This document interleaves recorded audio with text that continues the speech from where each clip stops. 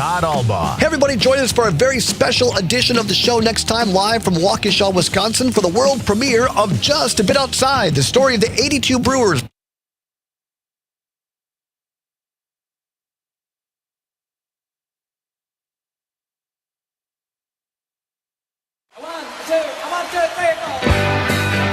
Broadcasting live from the Civic Media Studios in Green Bay, this is Night Lite with Pete Schwaba, your inside source on everything entertainment from Wisconsin to Hollywood. Whatever gets you through the night, it's all right. And now, a guy who believes in an eye for an eye, but only if they're lowercase, Pete Schwaba. Hey, Wisconsin. How we doing? Happy Tuesday, everybody. They say Tuesday has no feel, but to quote the great Newman from Seinfeld, or Kramer, I think was actually said, I feel Tuesday. So this is good. We are broadcasting live statewide, wherever you're at in Wisconsin. It's great to have you here at Night Lite, as it always is, where we talk about movies and TV and comedy and music in Wisconsin and all things fun happening in our state. Like we do every night here from 6 to 8 in our new time slot, which is, we're settling in nicely, wouldn't you say, Conrad? I would say so. Yeah, it's still light out. Yeah.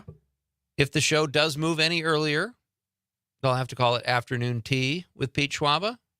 But it's still technically night, I think. We can get away with that, right? What about daylight? Daylight with Pete Schwaba. I like that, too. We'll bring a little day to your night. That's how we light the night. Hopefully, we bring light to the night. So that's what we do here. And it's great to have you. We are broadcasting live from downtown Green Bay here at City Deck Landing from WGBW, our phenomenal facilities.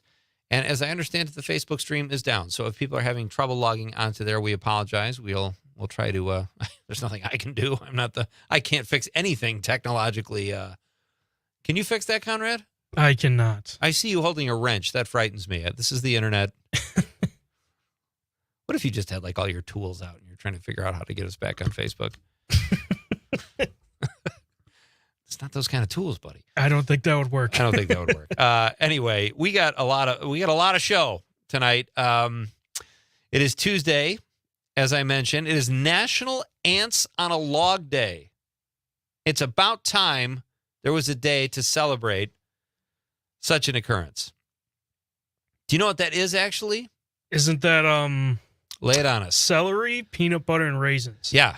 Yep. A really disgusting sounding snack on every It level. is. Do you know what toad in a hole is? Have you ever heard of that? Oh, isn't that a piece of chocolate and then you put a pretzel around it? Oh, that sounds good, actually. No. Toad in a hole is even worse than ants on a log. Toad in a hole is like a piece of sausage, and I think you put it in like an egg sort of muffin or something, and the sausage is showing so it looks like a toad. Oh, And that's supposed to make you hungry. So people, that does not sound appetizing. oh, it's terrible. Come on over for toad in a hole. Beg your pardon? No, thank you. So today is National Ants on a Log Day. That sounds a little better. Peanut butter. I've had peanut butter with carrots. If it's natural peanut butter, it's actually pretty good. Wait, you've had peanut butter with carrots? Yeah, that's a thing. And it's actually not too bad. Like if you use real carrots and dip them in like a natural peanut butter, very good. I guarantee you, if you don't, Conrad, if you try it and don't like it, I will pay for the carrot. Well, thanks. Yeah, give it a shot.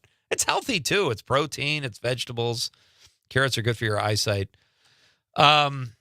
Yeah, we got a fun show. Roger Rittenhouse is here tonight. He's been here before. He's a comedian. I wrote with Roger on a show called Sports Soup, which was a lot like The Soup on E, but only sports related. It was a lot of fun.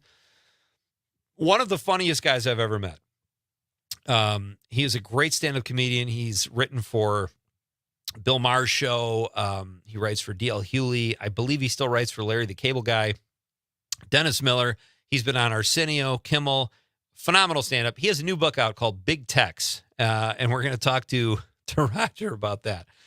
All I'll say is there are drag queens involved and cowboys, and Roger has a very, I just love his take on things. I can't wait to talk to him. That's at 6:35. It's a new book, Big Tex. We'll talk to Roger about that, and then our old pal Tim Sowers is here. He's not old. He's middle-aged. Yeah. I would say, right? Yeah.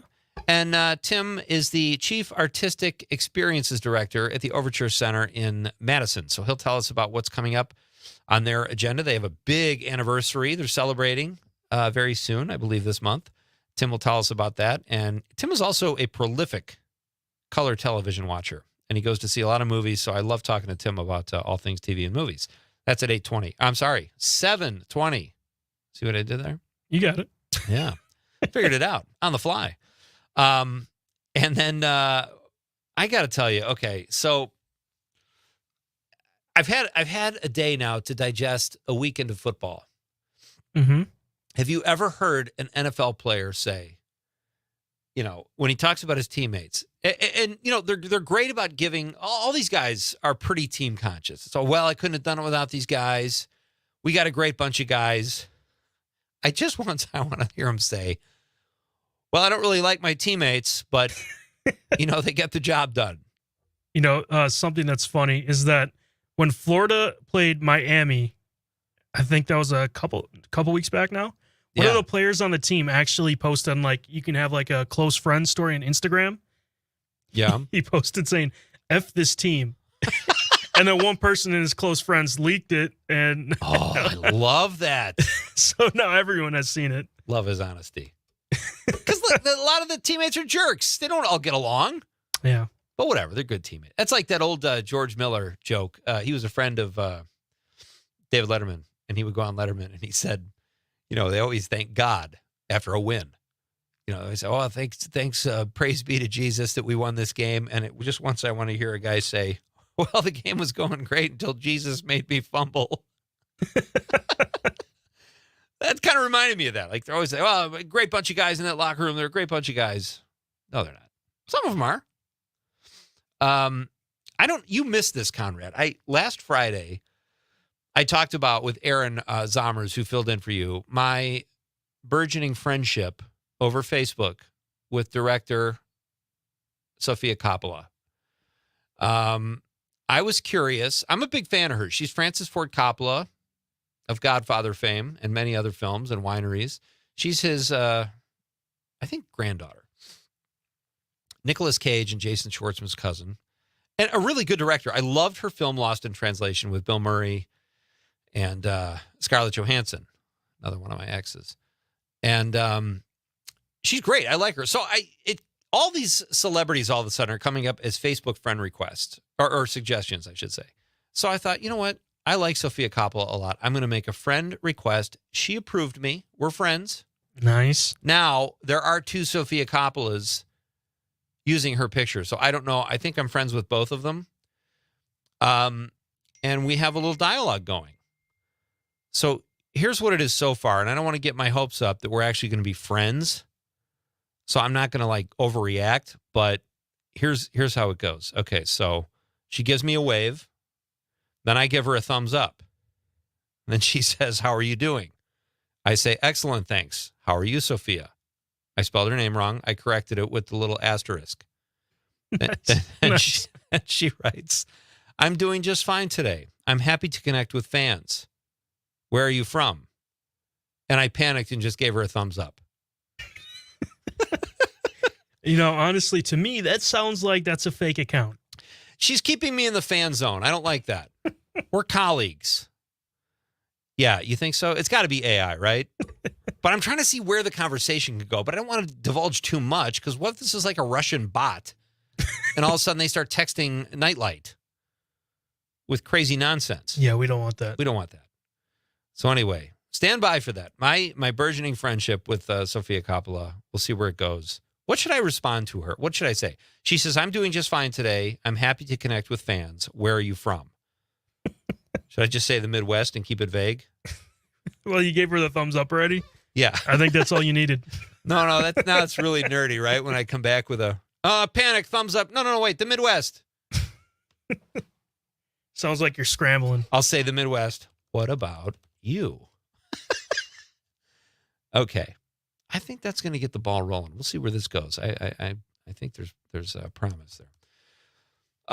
Okay, and then last week, one of our listeners, Kevin Detman, I think, alerted us to this, which was very nice. He said Tom Lennon, who was on the show about 3 weeks ago, gave us a mention on CBS After Midnight, hosted by Taylor Tomlinson. So I looked it up, and sure enough, Tom talked about the Godfather of Green Bay. So we'll play that clip in the second segment of the show tonight. Tom was just on the show. He's so much fun, and it was nice to get a shout out. Conrad, you were mad he didn't mention my name. I'm not going to what if I just sent him a hate mail right now? You son of a, how dare you? How dare you not mention How dare you, Lennon?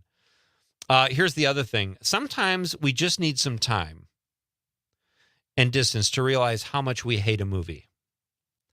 Like, I saw The Fall Guy, and it just kind of left like a, not nausea, but I was just like, just so mediocre, I couldn't stand it. But lately, they're really pushing it again. And they're playing a Bon Jovi song that Shot Through the Heart. Enough. I don't ever need to hear that song again. It's tired. It's old. It wasn't a great song to begin with. Just please stop playing that song in anything. And they're pushing new extended footage of a mediocre movie. Oh, I can watch more of something I didn't really like that much. And all of a sudden, it's in the hate category. I really think I hated the film The Fall Guy. Okay. I rewatched it with my brother last weekend. Okay. And I fell asleep during it. Did your brother like it? I didn't ask him. Here's the thing. If you're not I know I'm a bit jaded, more so than the average person probably, but I do try to, I have mellowed as I've gotten older. I do tend to try to like things. But when I feel like I'm being sort of talked down to in a movie, that whole scene where she's doing karaoke while she's making her first movie, I really wanted to vomit. So that's our question tonight. What's a popular movie that you despise? What's a movie that everyone else liked? You probably should have liked it, but you don't. And you could despise it or be indifferent to it or whatever. What's a popular movie that you despise? That's our question tonight. 855-752-4842. 855-75-CIVIC. Let us know what you think, and we'll read it on the air. That's what we do here at Night Light. It's all interactive. Everybody gets involved. All right, coming back, we're going to play some Tom Lennon talking about the Godfather of Green Bay. Gave us a shout-out last week on CBS After Midnight. And then we'll do, we got some clips we got to get to, Conrad. Yes, we do. Maybe we'll do Brian Regan? Or True Romance, or Arnold Palmer. I don't know. We got a lot of stuff coming up, folks. Roger Rittenhouse is here at 6:35 to talk about his new book, Big Text. Tom Lennon clips coming up next. This is Nightlight with Pete Schwaba on the Civic Media Radio Network. Since I met this little woman, I feel it's happened to me. And I'm telling you, it's too late to turn back now. I believe I'm falling in love. It's too late to turn back now. I believe I'm falling in love. Listening to the Talk of Green Bay, WGBW, home of Mino and the Mayor. From the Lake Shore to Lake Winnebago, Door to Fond du Lac counties. Northeast Wisconsin is special for many different reasons. I'm Lisa Hale. And I'm Terry Barr. Family and fun. Safe communities and friends. We're featuring all of it as part of New Wisco Weekend, a news magazine show just for you, and highlighting what makes the Fox Valley and Green Bay area a great place to live. Join us. New Wisco Weekend, Saturday mornings at 8, Sundays at 11 on WGBW and WISS and the Civic Media app. Mino and the Mayor. I'm on my way to a Little League game, and there was a bat on the sidewalk, and it looked like it was dead, so I kicked it a little bit, and it turned and went just like that. And it's like, I almost peed myself. I'm not even kidding. He had these sharp little teeth and these evil eyes. Yeah. And Yeah. Mino and the Mayor, weekday mornings 6 till 9 on 97.9 WG.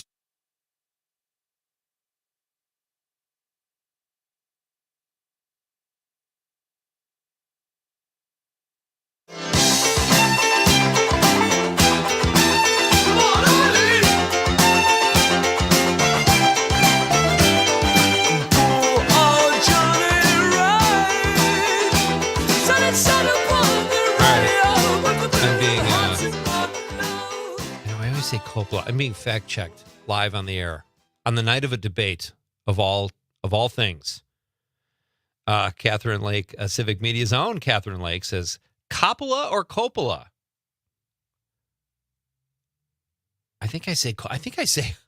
Honestly, I think I say it different every time. Coppola. Well, is the one you're Francis talking Ford to Coppola. the wrong version of it? Well, the Russian bot is Coppola. So, but Francis Ford Coppola. Yeah, why do I say Coppola? Yeah, I don't even know how to pronounce it. I ask you, Conrad Kruger, why do I say Whoa. Coppola? That's just mean. How does that mean, Kruger? Don't pronounce it wrong. You spell your name with a K. So I don't want to be like, with Freddy Krueger. It's Krieger. Okay. Come on. I could see that. My bad. Kroger. How about Kroger? Yeah. You're the lovable producer, Conrad, and there's a lovable food store named Kroger if you go to Michigan. I wish I was a part of that family. Yeah, wouldn't that be nice? Thank you, Catherine, for I'm going to say Coppola from now on. I know that's the correct pronunciation, but for some reason I say Coppola. Why do I do that? Maybe that's what I want her name. Oh, look at the gelato guys walking by. It's sad gelato. Actually, it's not that bad out today. It's nice out. It's actually happy gelato. There's still some people filing in and out of there. From the 920, Titanic. It was so overly hyped when it originally came out that I still refuse to see it. All right. That's fair. And we talked about that last night, how sometimes there's so much hype surrounding a film that when we don't see it right away, we feel like we're left out somehow. And we don't see the film for a very long time. That's what it was like for me with Debbie Does Dallas. It like came and went. Conrad doesn't even know what that is. Correct. It's a famous adult film. I still haven't seen it. Well, I haven't seen it in its entirety. Get it? All right. From the 920. Oh, here I am making a porno joke, and your mom texts the show. I'm such a terrible person. Paula says, Dumb and Dumber. It was just too stupid. Conrad, hold me back. Hold my cigarette. Keep this lit. I'm going to go after your mom here. I've never done this. I am a Paula Kroger fan. Paula, I can't believe you're saying that. It's one of my all-time favorite movies. My mom does not like dumb movies. It is a perfect movie. We'll have this discussion on another night. Steve says, popular movie I despised is the Twilight movies. Yeah, you're not alone, Steve. It's weird. People are like hit or miss. It's kind of a polarizing thing. I didn't mind them. I thought they were kind of like, I didn't really know the stories, but they're shot so beautifully. They're kind of hypnotic in a way. I didn't hate the Twilight movies, but I respect that, Steve. So I got one right now. Yeah. I'm a really big Harry Potter fan. Okay. But the Fantastic Beasts, like spin-off kind of a Harry Potter, Oh, yeah. I just did not like those. It was super slow and just boring. And it did well, didn't it? It did. Yeah. See, that's the perfect example. That's like me with Fall Guy. I couldn't believe, like, she's Emily Blunt's character is directing her first movie. They take time out to go sing karaoke. And she's singing a song from another movie called Against All Odds by Phil Collins. And it was just so too rom-com-y and lame. And then there's like Ryan Gosling. And I like good-looking people in movies. But you can't just get by on that. You have to, like, the writing has to be there. I just didn't like it. You got to get your brother to text in, Conrad, and see what he thought about the movie. All right, so last week, we were alerted by one of our listeners. Kevin told us that Tom Lennon, who had just been on the show about, 3 weeks ago, a month ago, who is now a Wisconsin resident, by the way, which I think is kind of cool. Tom was on CBS After Midnight with Taylor Tomlinson, a very funny comedian and the host of the show. And he was forced to ask a question of two other contestants, I think is how it worked. And I made a film several years ago called The Godfather of Green Bay. Tom was in it. Tony Goldwyn was in it. Lauren Holly was in it. Yes, Paula from Dumb and Dumber. Oh, we will have that discussion. And Tom gave this question, which I thought was kind of cool. Thomas. Taylor, for $45.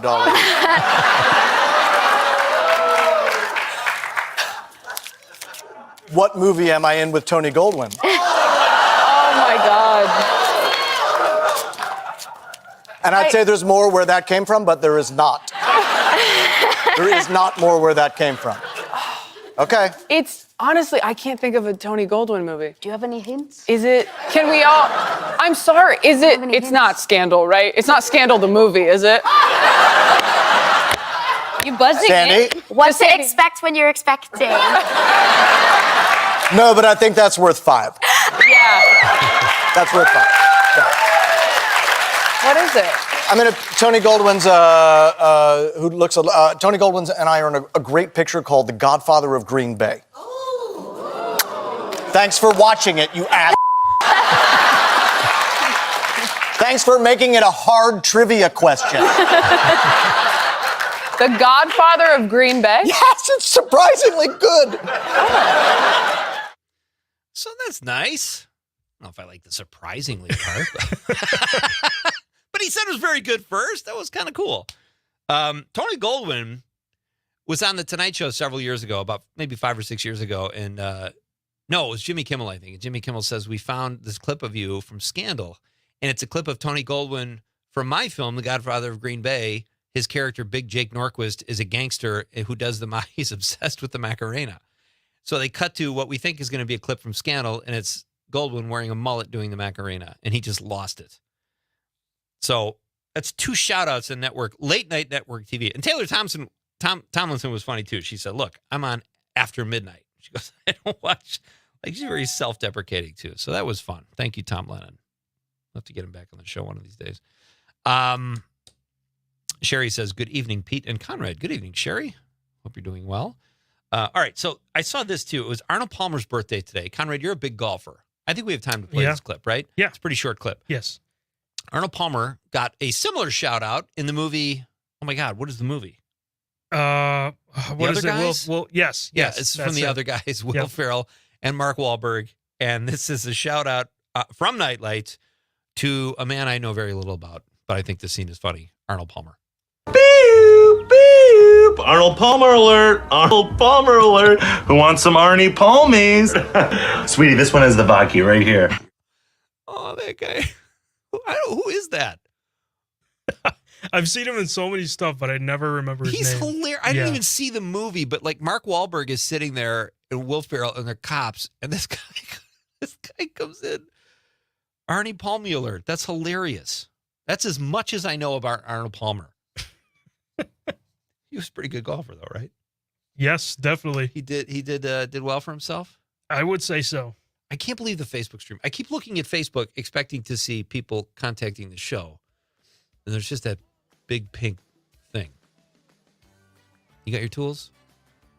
I got my screwdriver. See what you can do. I think you're going to need a slide rule and a Phillips to fix this Facebook thing. Okay, so Roger Rittenhouse is coming up next to talk about his book, Big Tech's very funny. I read it today.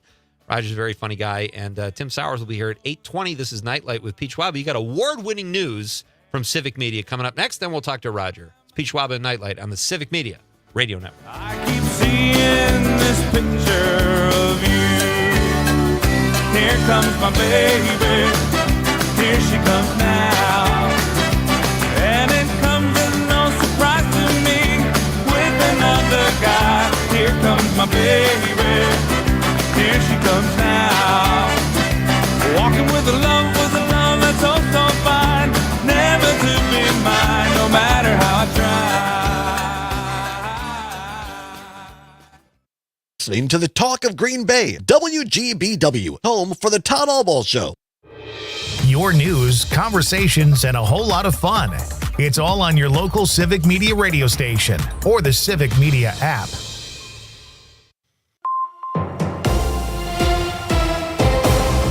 Civic Media News. I'm Terry Bell. Here's what Wisconsin needs to know. Wisconsin wildlife officials are encouraging hunters to get their deer tested for chronic wasting disease this fall. Testing helps scientists understand CWD better. Public health officials say people shouldn't eat venison from a deer that's tested positive. Hunters should also tell the DNR about any sick or dead deer they come across. People still making up their minds about their choice for president have plenty of opportunities to size up the candidates. UW Green Bay political scientist David Helpap encourages voters to do their homework. check the facts. Go to news sources, reputable news sources. There are some nonprofit organizations out there that try to provide good, nonpartisan, unbiased information. Tonight's presidential debate coverage begins on many civic media stations and online at 7:30. I'm Terry Bell, Civic Media News. Here's what you need to know closer to home. For WGBW News, I'm Lisa Hale. The Brown County Sheriff's Office took to their Facebook page Monday to warn residents not to be taken in by a scam. They say there has been a surge of calls to residents by someone who is identifying as a member of the Sheriff's Office and then demands Bitcoin for active warrants. Another scam they're seeing is happening through email that includes a victim's name, phone number, and sometimes a photo of their house demanding Bitcoin payment. The Sheriff's Office says do not fall for these scams. Wisconsin is right in the middle of the pack when it comes to people losing money in cryptocurrency scams. A new report by the FBI ranks Wisconsin 25th in the nation. Wisconsinites have lost over $35 million to cryptocurrency scams in over 700 complaints of fraud. The scams mostly impact people in their 60s or older, but can happen to anyone. And that's what you need to know. I'm Lisa Hale, WGBW News. On your entertainment beat, I'm Pete Schwaba. What the show Friends brought in comedy, it lacked in diversity, according to actor Adam Goldberg. The Saving Private Ryan actor played Chandler's roommate Eddie for 3 episodes. Goldberg, who is Jewish, said the lack of diversity on TV at the time was insane and says he was a Friends snob because of this and declined the role when first offered. In retrospect, he said he is proud to be part of the show's legacy and loved working with the late Matthew Perry. If Springsteen fans are wondering why the boss's bandmate and wife, Patti Scialfa, has been on again, off again since 2018, it's because she revealed she's been battling blood cancer. The information was revealed during a documentary that premiered at the Toronto Film Festival about the boss called Road Diary. The 71-year-old Scialfa joined the E Street Band in 1984 and married Springsteen in 1991. Road Diary will be available to stream on Hulu and Disney October 25th. For more showbiz fun, tune in to Night Lite with me, Pete Schwaba, weeknights from 6 to 8 p.m. on the Civic Media Radio Network. This is your hometown radio, refreshed, keeping you informed, entertained, and connected locally across the Civic Media Network. I'm meteorologist Mace Michaels. Evening clouds with maybe a sprinkle or brief shower, partly cloudy tonight, low upper 50s. Mostly sunny and warmer for Wednesday and Thursday, highs into the mid-80s. Partly cloudy and low 80s Friday. Maybe an isolated shower or storm Saturday. Right now it's 73. From the Lake Shore to Lake Winnebago. Door to Fond du Lac counties. Northeast Wisconsin is special for many different reasons. I'm Lisa Hale. And I'm Terry Barr. Family and fun. Safe communities and friends. We're featuring all of it as part of New Wisco Weekend, a news magazine show just for you, and highlighting what makes the Fox Valley and Green Bay area a great place to live. Join us. New Wisco Weekend, Saturday mornings at 8, Sundays at 11 on WGBW and WISS and the Civic Media app. Matt Nair on air. Wisconsin Public Radio Dodge County clerks backtrack on using drop boxes after concerns from Republican sheriff in order to prevent the perception of voter fraud. What is he citing as any sort of proof of concern about this? Gut feeling. Oh, it's a gut feeling. Yeah, inherently. Feel it in your bones, yes, right? Exactly. Matt Nair on air. Weekdays 10 till noon on your local Civic Media radio station and on the app. Dom Selvia. Next time, the aftermath of the most important debate of your life.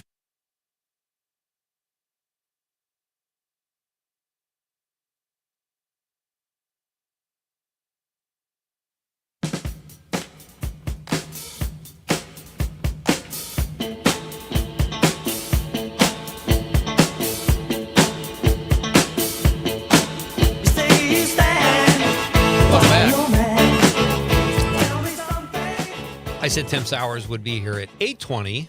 He will not be because we won't be. I'm still on our 7 to 9 schedule. So Tim will be here at 7:20 to tell us all about what's upcoming at the Overture Center in Madison, and we'll talk movies and TV. In the meantime, this is really exciting. One of my good friends is about to join the show, and I've known this guy for a long time. We've written together on TV shows, and he has been here before, but this time he's here. It's a little more special because he's promoting a book he just wrote, which I think is really cool. It is my pleasure to welcome author Roger Rittenhouse. Roger, how are you? Pete, how you doing, man? I'm doing very well. Congrats on the book. It's good to be back. Yeah, it's great to have you, man. How are you? I'm all right. It's hot, Pete. Hot in L.A.? Oh, my God, it's hot. Yeah. Oh, I saw a cactus driving a U-Haul. Where does that cactus think he's going? I don't know. Where He's is just she? trying to get out of here. He's going to Wisconsin. In Silver Lake, I saw a guy without a beard. I mean, it is hot. Did he have the flannel on, though, or? Oh, it's genius. My voice, I don't talk to anyone all day. So when I actually talk to people, it sounds like I have laryngitis. But anyway, yeah, it's good. It is hot, though. Yeah. Yeah, it's weird. It's funny you say that. Some days I'll just walk around my house prepping the show, and both kids are out of the house now. My wife works all day. There are days I literally don't talk to anybody, and then I come here and I'm like blah blah blah blah. It's like nothing works. It's terrible. It's like my voice is changing. It's well, puberty. That's 40 plus. Puberty That's was 40 bound plus. to set in at some point. So. Hey, this is really cool. You have a book, and this is, you know what, I have to say, this is exactly, I read it today. This is exactly the kind of book I would have expected from you. And that's a compliment. Yeah, well, it's something I wanted to do since a long time ago in the 90s. It's basically, it's like a Dr. Seuss style book based on the anti-drag laws in Tennessee. Now, I wanted to do this during the O.J. Simpson trial, and I remember when Cato was like testifying, and he said he heard a thump, and then all the evidence of his guilt was so cartoonish. I thought, boy, this is like a children's book parody of a murder trial, and I just thought, oh my, that'd be a good idea. So I kind of had the idea back then, but this one was a perfect opportunity. Yeah, it's really just great satire. And the book is called Big Tex, and you can get it at there's more information at Big Boy Books Pub, bigboybooks.pub.com. That's where I assume people can buy it. I know it's at Barnes and Noble. Yeah, it's like a 10% discount there, but you can also read an excerpt there. It's on Amazon right now. You can get one. Excuse me, I swear to God. It's on Amazon if you just type in Big Tex humor. Okay. Because if you just type in Big Tex, so far you get a lot. You might get a hot sauce. Well, and there's also an erotic romance book called Big Tex. So you got to type in Big Tex humor. The first thing that came up was a shirtless, chiseled guy with a humongous belt buckle. And a hat. That's the one. Yeah, I was like, oh, wow. He was the inspiration. All right, so tell us about the story. Tell us about the character of Big Tex. I know, when I Googled that, I was like, oh, damn it. Someone's already beat me to the punch. I guess I'll have to make mine illustrated. So it follows an aspiring drag queen who's convinced that the tough cowboys of the nearby town of Rough Ridge, home of the clothing brand Rough Rider, will hinder his glitter-filled dreams. So he hatches a plan to gain their acceptance. And, it's kind of like the point of view of the drag queen after these anti drag laws. So, I'm a big Dr. Seuss fan, but as soon as this story came out, for me, it was like the Grinch, except it was the drag queens hating the buckaroos instead of the Grinch hating the Who's. And I don't know. I just kind of used some similar beats to start out that way, and then and just kind of went from there. Is what you sent me the whole book, right? It's 46 pages. Yeah. Okay. It's so great. The illustrations are great. An aspiring drag queen goes, and I love how you call the cowboys, who all look the same, by the way, which killed me. The buckaroos. It's just so funny. And, you're from Denver. It reminded me, you've had that experience of living around guys like this in the big open sky country. He's kind of like a Neil Cassidy character. I grew up in a cow town. Denver really, before it was, now it's hip. Yeah. I think they actually started the beards, to be honest with you, that whole craze. Because I remember at the Comedy Works, all of a sudden everybody had the same. I mean, it was like, wasn't this guy just up? It was like Halloween after the Scream, and everyone had that costume. No, they, yeah, it's you know what, I love westerns, and it was just kind of the perfect, you know, thing like that. And I you know, yeah. So the themes of it are basically, you know, just kind of masculinity because they're always so ridiculously tough, a little over the top, gender, homophobia, that kind of thing. But you know, I just thought it was funny because you got these people banning men wearing costumes while they're cosplaying cowboys in costumes. It's just like, what? You know. And then they say it's for the children because we all know children they just hate dressing up, having fun. Right. Yeah, nobody wants that. I like the cowboys who aren't really cow. It kind of reminds me a little bit of the guy who spends 3 hours on his appearance to make it look like he doesn't care about his appearance. Oh, there's a rip in the jeans strategically placed there. There's a little bit of hair slightly out of place that took this guy 2 hours to coif. I mean, it's kind of the same with cowboys. I've worked the West doing stand-up, and it's like, that guy just works in an office. What's with the boots and the hat? Well, you remember, you know, and I'll tell you, the whole thing for me, too, was just that if you look at some Western clothes, a lot of these I actually drew from catalogs. I basically traced them because I wanted to make sure they were right. And they're just, you know, they have these like flower. I mean, look at the belt buckles. These are like gigantic sparkles.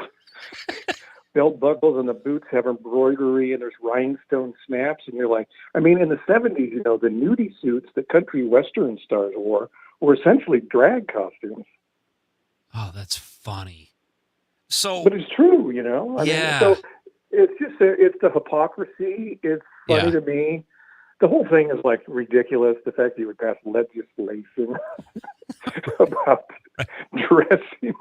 I mean, it really kind of like struck a chord with these that whole people, this alpha male who think that, oh my God, you know, it's so. I mean, my grandparents. I remember when we put a pink blanket in my son's crib. Because it was from my daughters. We were, you know, recycling, saving some money. And the reaction was like, "Oh my God, we just put lipstick on him." And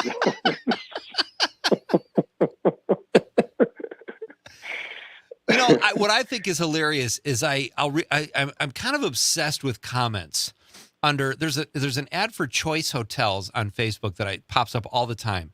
If you want to lose faith in America, read the comments under there. They're horribly racist. And sometimes people will talk and they don't even know what they're saying. And guys like, since when are people so upset with toxic masculinity? We need to bring. No. Masculinity is okay. You don't understand what toxic means. Like, I don't think you really have a grasp on the language to be contributing to this conversation, you know. Well, you know, for me, it's about, you know, how about we just kind of normalize some personal freedoms? I mean, I'm fine with, you know, there's nothing wrong with barbecues and guns and what have you, but I wouldn't mind. If I want to show up at your barbecue with a pearl-handled, you know, gun in my fishnets. Oh, that's great. I don't own those, but you know, Christmas is coming. I know. You listen. You like girls, I get it, but you're willing to go to bat for everybody. I think that's admirable. And now you illustrated the book too, right? That impressed me. I didn't realize that you'd done that until after I got to the end. Well, it took me a while. You know, like I said, when I had the idea in the 90s, I actually wrote it out. And I was like, you know, this isn't going to work because 2 people were murdered. Oh, jeez. And secondly, I drew it like a first grade level, but I really liked the idea, so I started just continuing to draw. And when actually, I did publish a cartoon in Women's Day, like in 2000, that was so sappy and sugar coated that I didn't want to even say what it was. It ruined my reputation of being dark. But so I'm a kind of armchair cartoonist. But the digital drawing tablets are like, oh my God. Really? I mean, I don't want to, ruin the secret, but that's like 90% of the work. Those things, they don't draw for you, but pretty close. Wow, really? It's kind of like AI you can manipulate lines, and like if you're figuring out what you want a character to look like, and you aren't good at caricature like me. you can like enlarge and bend, and you can shape everything and distort, and you're like, okay, that's about. And then once you have that character, you just keep using this same character in different positions and facial expressions. So it's made it so much. It's not like you have to redraw something, 46 times. Right. That is the voice of Roger Rittenhouse. He is the author of the book Big Text, which you can get at Barnes & Noble, Amazon. You can go to bigboybooks.pub.com. It's a very funny book. I read it today. It's a quick read, and it's hilarious. And you have one, I forget what the passage is, but Big Text pointed his booty and tooted or something. There's like a little... He did, no, well, that's what he was, his drag persona was right. Glitter Galore. Yeah, Glitter Galore. That's right. And then you had a caption of all the people watching, like these blank stares on the faces of the Cowboys, which is so funny. In one of the reviews I read, I don't know if it was a reviewer from the website. It says inspired by real events. Can you elaborate? That's the when Tennessee band drag. So that was an actual. I mean, that's really what kind of because when I first was I really had no. You know what? The idea came. I was actually at a stoplight, and there was a truck carrying a trailer in front of me that said Big Text, and for whatever reason that made me laugh. And I just pictured this grinning cowboy on a book, and I just thought that'd be just kind of that was just some type of satirical kids book. Because I wanted to do it, but I had no idea what I would do. But I just had that stuck in my brain, and then I wrote the first part of it about how, his name was Big Tex, but his real name was Jim, and then how Big Tex was all tough and rough and the hat and the boots and the chaps. And, well, Jim, he kind of like drag clothes. That's all I had. And then about a month later, the Tennessee thing broke out, and I'm like, oh, well, there's the story. Yeah. There's a lot just in those 6 letters, 2 words, Big Text. There's a lot going on within those 2 tiny words. There's a lot to sort through. You had one picture. I love when you draw the West Town, the old Old West, and there's one building. You just had a gun on top of the building, like it was like it was showcase. That's part of the wear. Oh my God, that was so funny. The Rough Riders. You're from Wisconsin. There's probably a store that just has a big gun on top of the roof. Well, you know what? I will say this. Growing up here in Wisconsin, I remember it was kind of like rock music was the thing, hard rock. And now everywhere you go, it's country. Well, not everywhere, but most places, like country is definitely infiltrated. You do see some cowboy hats here. It's sort of like a thing. But we'll get into this. I want to. Also, I want to make. Let me say this now. I love. I love Nashville. The little town that I drew was kind of like Nashville, only it's just clothing instead of music. And I love classic country. I'm not really into the newer stuff.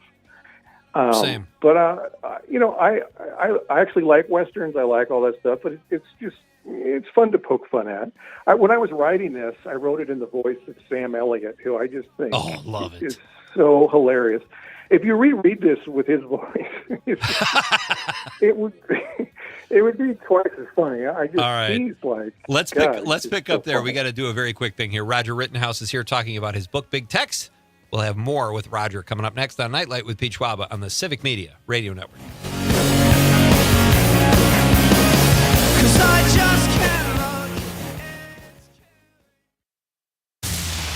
The talk of Green Bay, WGBW.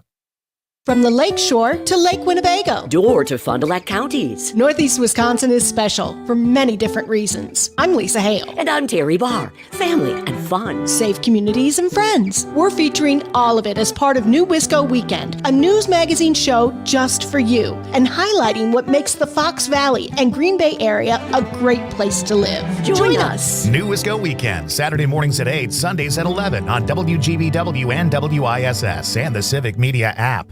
Mino and the Mayor. He goes, hey, Mino, you see that guard down there at the gate? I go, yeah. He goes, can I tell you something without you getting mad? Oh, goes, no. Hey, is that John Mino up there? And guy Kyle goes, yeah. He goes, holy crap, he's getting so great, I didn't recognize him. There's stuff for that, too. Don't do that. I would never dye my hair. All right. There's Jim, you don't dye your hair? I do not dye my hair. There's nothing in there? Absolutely. Shoe polish? Grecian 44? No. Mino and the Mayor, weekday morning, 6.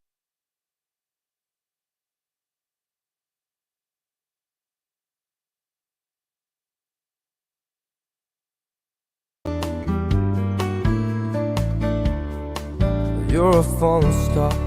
You're the getaway car. You're the line in the sand when I go too far. You're the swimming. Those are the golden on pipes an August day. of Michael You're the Bublé, perfect thing. or as they say in the neighborhood I grew up in Chicago, Michael Bubble. It's his birthday today. So we got some text here too. Steady Eddie from the 608. The last two times Steady Eddie texted us, Conrad, it was like right as we were getting out of here. Yeah, that's right. So he says, Pete, at a Christmas work party about 15 years ago, I brought the highly acclaimed, supposedly hilarious Mel Brooks film Spaceballs. After 20 minutes, the consensus of me and my coworkers was dumb, not funny. No mas, Spaceballs, and we went to our backup movie. Pete, was I right, or should I give Spaceballs another chance? What does Conrad think? I say give it another chance. Roger, you like Spaceballs? You know, I didn't the first time. I don't even know if I actually got through the whole thing. I might give it another chance. Same. You know, I'm so old. I think Star Wars is the most overrated thing. I mean, they should have stopped after the Revenge of the Jedi. I thought that was horrible. But that's just me, obviously, because it's a phenomenon that's just will not stop. Right. Like, you know. Oh, all these like cancer. offshoots. Yeah. But I would give it another shot. I don't know if I probably haven't never told you this before, but when at this theater where I live, when we were back visiting, I think we still lived in LA. I took my son and some family friends. We all went to see the newest Star Wars. I couldn't even tell you what the name of it was because there's so many now, but people were dressed up. It was like it was like a convention of Star Wars and nerds.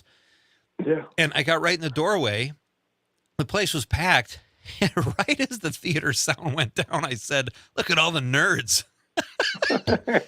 And you know what? They all, they know what they are. They cracked up. They loved it. Yeah. But I'm with you. No, I swear to God, Empire Strikes Back was just fabulous, and, you know, I was all about it. And, you know, then I thought there was some sagging in the middle there, and then some of the later ones were actually pretty good. I think the last big one was pretty good. Agreed. I would do that too. And regarding Spaceballs, Steady Eddie, I think I saw part of it. Like you, Roger, I saw bits and pieces, and John Candy was funny, and Mel Brooks just gets such a kick out of himself. It's fun to watch almost anything he does. Like Blazing Saddles is one of my all-time favorites. That's a great one. So I would give it another shot. When did Spaceballs come out? Do you know the year? Like early 80s. Yeah. So I think the reason why I thought it paled is because I think Airplane came out before that and was so funny and was kind of doing that same thing. Right. I think Spaceballs kind of like tried to be Airplane. Yeah, I think you're and right. It just wasn't. It was like already kind of been done better. Right. And Spaceballs came out, I just checked, 87. So quite a bit after Airplane. Yeah. I mean, Airplane still holds up 100%. And it's just Leslie Nielsen. It's all those actors delivering those lines. Right. So straight. You know, I'm kind of interesting to see. I know they're doing a Lethal Gun with Liam Neeson. Liam Neeson, yeah. And I'm hoping it'll be good because he could kind of pull it off, but I don't know. He's worried about it, so I don't know what to think. But yeah, I just like Leslie Nielsen's just a treasure. Like that guy, the way he did that, and even the Naked Gun, the police show or the TV show. Oh, I have that on DVD, and I watch that once in a while. Oh, it's so great. Was that the one where he looks into the microscope and he goes, "I don't see anything," and he goes, "Use your open eye, Frank." Yeah. Or when they cover the crime scene, the paramedics are carrying the stretcher out, and it keeps going and going and going. It's like a 15-foot stretcher. Yeah, those guys are great. Those are a couple Wisconsin boys there, the Zucker brothers. I love all those shows. Roger Rittenhouse is my guest. He's got a new book called Big Text. I'm going to read an excerpt. May I? Do you mind? Yeah, go ahead. And I'll do my best Sam Elliott, but I don't think I can pull that off. So I love how you said you call them, where is that?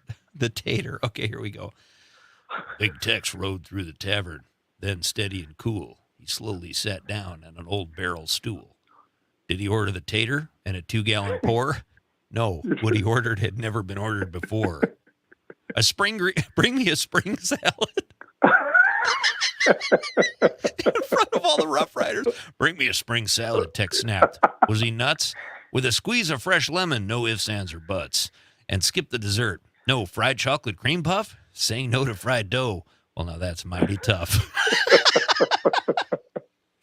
The book is Big Tex. You could get it at Barnes & Noble, Amazon. It's very, very funny, and I wish you luck, Raj. Do you have another one you're working on? Or? Yeah, it's coming out December 1st. It's kind of the cat in the hat for alcoholics. It's when a binge drinker who's sworn off alcohol gets a visit from a bottle of scotch. The battle between temptation and willpower begins. Oh, that's great. So there's also an excerpt on that on my website also, and yeah, that'll be out December 1st. No, it's fun. These are so much fun to do, and I'm just going to sit here at the house and do them. They're so great. And here's the passage I was looking for before when she's dancing in front of the Rough Riders, and the last couple lines are, where he'd change and perform as Miss Glitter Galore. And for an encore, if the crowd stood and wooed her, she'd spray them with glitter from her big booty shooter. That's great stuff.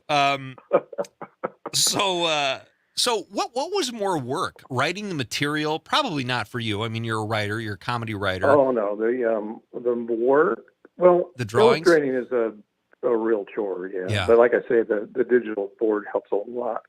No, the writing a story in verse, I swear to God, is a brain bender because it has to all connect. And you only have a limited amount of words, and I bet you that thing was rewritten. I'm not joking. That was rewritten and revised easily 1,000 times. Wow. I mean, I just punched up like 3 different verses yesterday, and just made the book live again now. So wow. I'm kind of a perfectionist. I actually spent one time I missed a comma, so I had to spend I spent $25 to revise it and add a comma. Was it an Oxford comma? Oh, fuck. Now I got to go back. Oh, excuse my language. Oh, yeah. This is live radio. That's okay. So, Raj, I would love to help you. Can you stick around? We have to do a quick news thing. I'd love to ask you a couple more questions, keep you for a few more minutes. Sure. Okay, great. No problem. And I would recommend to help you promote, have more than 6 Twitter followers. I thought I was bad. Oh, my God.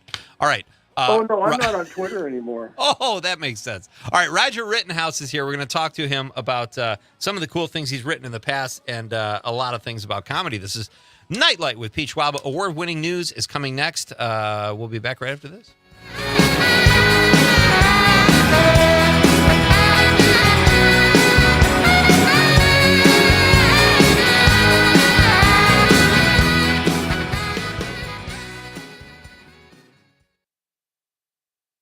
To the talk of Green Bay, WGBW. John Mino and Jim Schmidt. On Wednesday's show, we're moving with the Malcors. Ben and Deanna join us with more advice about buying or selling your home. Then another favorite, Terry Barr, shares another slice of Wisconsin. Join us. Mino and the Mayor. Weekday mornings 6 till 9. From the Lake Shore to Lake Winnebago. Door to Fond du Lac counties. Northeast Wisconsin is special for many different reasons. I'm Lisa Hale. And I'm Terry Barr. Family and fun. Safe communities and friends. We're featuring all of it as part of New Wisco Weekend, a news magazine show just for you, and highlighting what makes the Fox Valley and Green Bay area a great place to live. Join us. New Wisco Weekend, Saturday mornings at 8, Sundays at 11 on WGBW and WISS and the Civic Media app. You can always continue the conversation on social media. Share your thoughts when you find and follow Civic Media on Facebook, X, and Instagram. You're listening to the Talk of Green Bay. WGBW 1590 AM Denmark. W250 CV Green Bay. And always streaming on the Civic Media app. This is a special report from ABC News, the presidential debate. I'm Daria Albinger. In 90 minutes from now, former President Trump and Vice President Harris will meet on stage. For the ABC News presidential debate, it may be their only face-off before the election. ABC's Mary Bruce at the National Constitution Center in Philadelphia. Kamala Harris is well aware that a large slice of those critical independent voters feel they simply don't know enough about her. Tonight, she intends to fill in the blanks, but also to put Donald Trump's record in the spotlight, to make clear to voters the stark choice they are facing in this election and outline their very different visions for the future of the country. This is also going to be the first time that the two have met. The rules, very much like Mr. Trump's debate with President Biden. There will be no opening statements, no notes can be taken on stage, and the microphones will be muted while the other person speaks. This is ABC News. Another world leader demanding justice for the death of a Turkish American in the West Bank. President Erdogan vowing to take action at the International Court of Justice in The Hague. His country, he says, will take every legal step available to ensure the 26-year-old's death is not left unavenged. A witness says she was shot dead by Israeli forces. Also in the televised remarks, Erdogan called on the Organization of Islamic Cooperation to meet urgently and present a united stance against what he said were Israeli expansionist policies concerning holy sites in Jerusalem. Tom Rivers, ABC News at the Foreign Desk. Former University of Michigan football stars are suing the NCAA and the Big Ten Network. They claim they lost out on over $50 million during their college careers since the NCAA lifted a ban on athletes being compensated for their name, image, and likeness. Daria Albinger, ABC News. How serious is youth vaping? Irreversible lung damage serious. 1 in 10 kids vape serious, which warrants a serious conversation from a serious parental figure like yourself. Not the seriously know-it-all sports dad or the seriously smart podcaster. It requires a serious conversation that is best had by you. No, seriously, the best person to talk to your child about vaping is you. To start the conversation, visit talkaboutvaping.org. Brought to you by the American Lung Association and the Ad Council. From the Lake Shore to Lake Winnebago. Door to Fond du Lac counties. Northeast Wisconsin is special for many different reasons. I'm Lisa Hale. And I'm Terry Barr. Family and fun. Safe communities and friends. We're featuring all of it as part of New Wisco Weekend, a news magazine show just for you, and highlighting what makes the Fox Valley and Green Bay area a great place to live. Join us. New Wisco Weekend, Saturday mornings at 8, Sundays at 11 on WGBW and WISS and the Civic Media app. Enjoying this local program? Find the complete Civic Media lineup at civicmedia.us or the Civic Media app.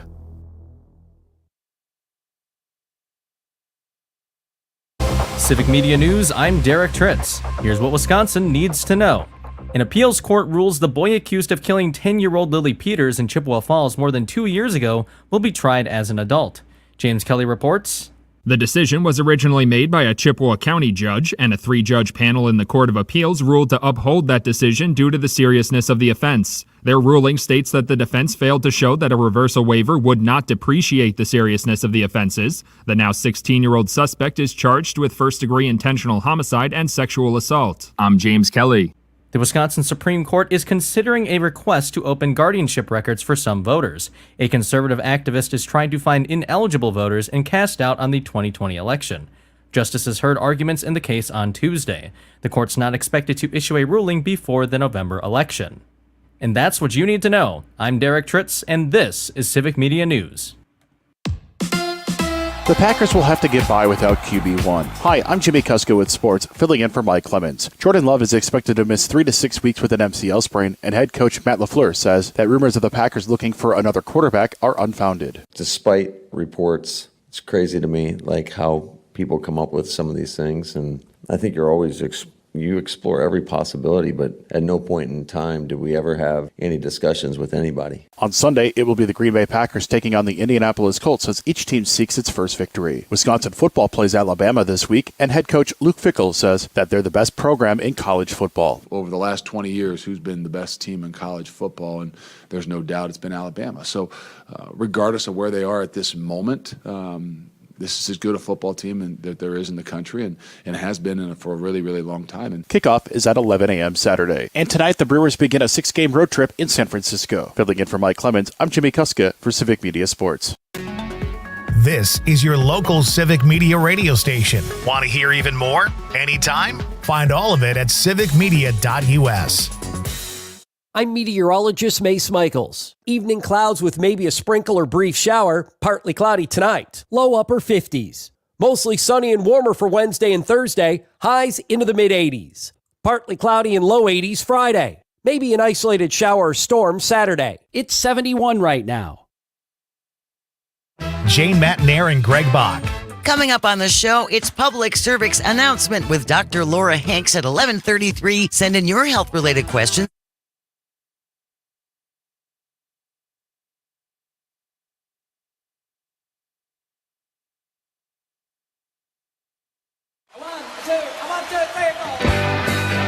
Broadcasting live from the Civic Media Studios in Green Bay, this is Nite Lite with Pete Schwaba, your inside source on everything entertainment from Wisconsin to Hollywood. Whatever gets you through the night, it's all right. And now, a guy who always reads between the lines until he sees a car coming, Pete Schwaba. So Jim from Appleton checks in on tonight's question, which is, what is a popular movie that you despise, or one of those big movies that you just don't get? Mine was The Fall Guy. I hate it more every time I think about it. But Jim from Appleton says, I can't think of anything I would hate so much I'd never watch it. Well, Jim, I'm saying, like, if you already saw it, then you decide you hate it later. I would never willingly go to a movie I hate, if that's what you meant.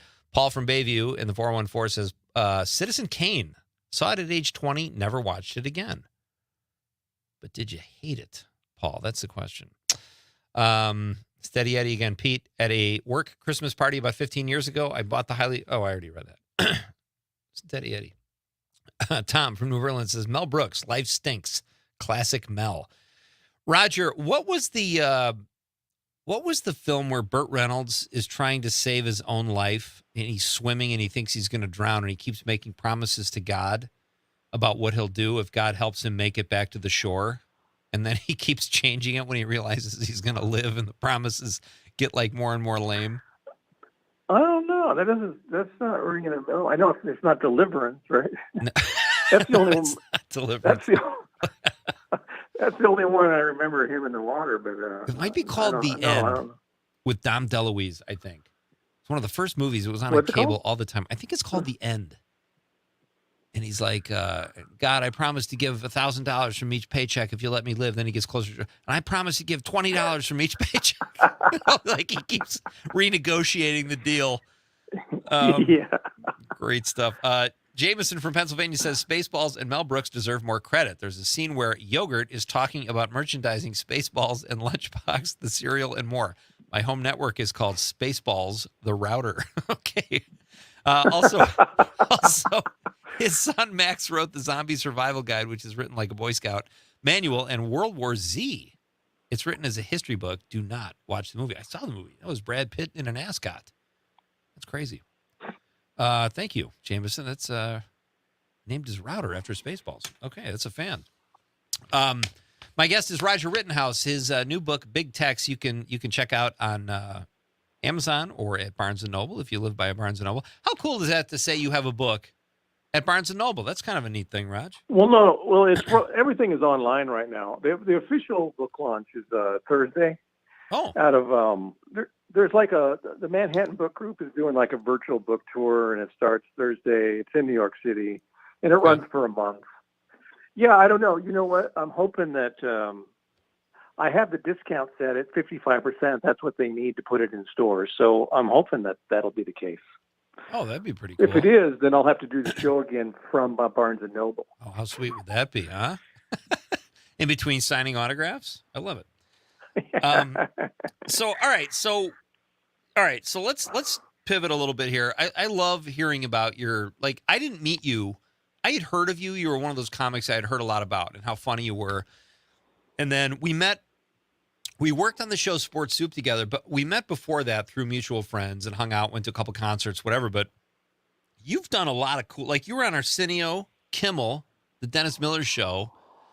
What do you like better? Do you like writing books like this, like big text, or doing stand-up? Oh, yeah, this is much better. I never really liked performing, and I never really, on TV, it was very awkward because you have, it was very kind of nerve-wracking. It wasn't ever loose and fun.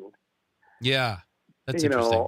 Kimmel, you were behind two cameras, and the audience couldn't see you. They could only see you on a monitor, and you couldn't see them. So it's like you're doing comedy wow. for these cameras, It's funny. And then Dennis Miller, that show was kind of going under when I did it. And, David Spade was on, and we were in the green room, and he's like, he's in shorts. And I'm like, oh, yeah. I mentioned his shorts, and he's like, yeah, I thought I'd wear the shorts since this show's going under.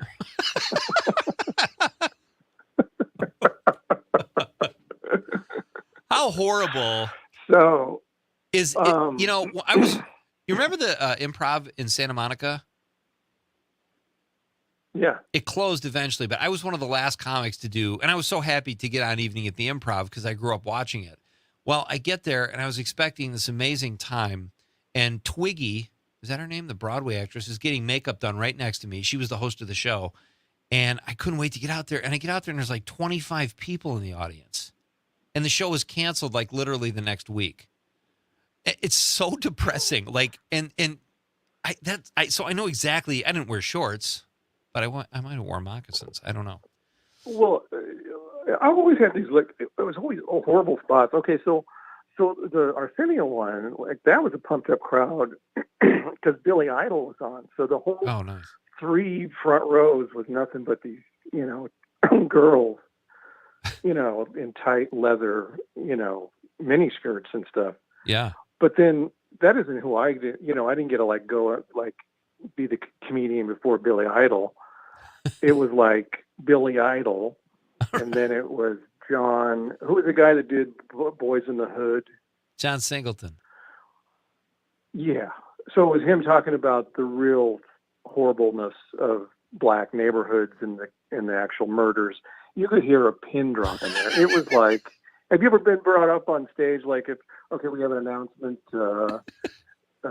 Is there a Sandy in the audience? Your mother just died. If you want to go get a payphone or something and call her, we're so sorry. Okay, let's keep the show going. Here he is. He's rootin' tootin'. Oh, that's funny. So it was coming out after that was just I don't think there was really never a good TV spot I did, but yeah, it's a weird energy. The tape I used to get all my Funny Bone gigs was very funny. That reminds me of what you were just saying from the Simpsons episode when Homer had to do stand-up in front of Mr. Burns at his roast for his birthday. And Smithers goes up on stage and he goes, I'm sorry to inform you that a small puppy that looked not unlike Lassie was just run over in the parking lot. And now it's time for the comedy stylings of Homer Simpson. So you've written for like a lot of comics, Raj, D.L. Hewley, Larry the Cable Guy. You've written for Bill Maher. How do you have to change your jokes, or do they just put their own voice to them? Is it hard to write for different genres, so to speak, or styles? Well, Larry the Cable Guy is the easiest because first of all, they're one-liners, which is fun, and then I can actually write in his voice pretty well, and he just almost does them as I write them. And then when you have the accent on it, it makes it even funnier. Right. He's one of these, he's always been one of the guys that could just read it out of the phone book, and it's funny. Yeah, exactly. Yeah, he just has a way. Yeah. Huh? He just has a way of talking. So, I agree with you. He's got a funny delivery. Yeah, it's just like, it's funny. And the other two, it's mostly either political or topical. So you're just kind of writing monologue jokes in a sense for that. So there's the only comedians you really can't write for are the actual geniuses like Stephen Wright or that's you have to have no one's in that brain. Right. Emo Phillips, those Right. jokes are amazing. Who do you see now on TV that you would stop to watch? A modern comic who's popular? Boy, they're usually the ones that I love still are from my generation, like David Tell. I think that David Tell's last special I think I watched it like one night, and the next night I just turned it on again and still laughed. That's pretty cool. So, yeah, I mean, I usually I'll usually pop one on. Whenever they're out there, I'll kind of give it a chance. Nikki Glazer was very funny. Yeah. And some of them, I don't want to say the bad ones because I just usually don't remember their names, but I don't want to, and they weren't necessarily bad. I just didn't, some of them I didn't really care for, Right. But. So, all right. So what are you watching, Raj? Anything you can recommend? Binge watching? Yes, I just watched, oh my God. Well, movie-wise, maybe Pete, I don't know, Netflix, some of the movies are really good. And some of them are bad. But I think one of the best movies I've seen this year, hands down, is Rebel Ridge. And it was on this week. And it is a great movie. Who's in that? I don't even know. From the moment it starts. Really? So, who's in that? If you don't like police now, well, give it a watch because it'll help you really not like police. Oh, really? Okay. Don Johnson is in it. I don't know who the main actor is, but all the actors are great. And it's who's the actor who he plays a judge in it. He was in Babe, the pig farmer. Oh, James Cromwell. Yeah. So Great it has a great cast, and it's a really good movie. He plays a great hateable cop. In L.A. Confidential, he was the chief or the captain, Dudley, and he was, man, you just love to hate that guy. And all the cops in this, they nail it. It's almost like they're real cops. Oh, that's great.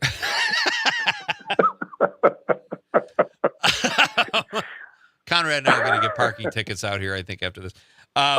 So Raj, we have about 60 seconds left, and I have to ask you, do drag queens want to be cowboys more, or do cowboys want to be drag queens more? I think definitely. I don't think either. I don't think cowboys actually want to be drag queens, but I bet you they want to be a little more. We all saw Brokeback Mountain. I think they want to be a little more open about femininity than they claim to be. Right. And no, I think drag queens definitely do not want to be masculine. That was a very diplomatic because they already answer. are masculine, and then they like the wigs. Yeah. Your mileage may vary, Pete. I don't know what you're like.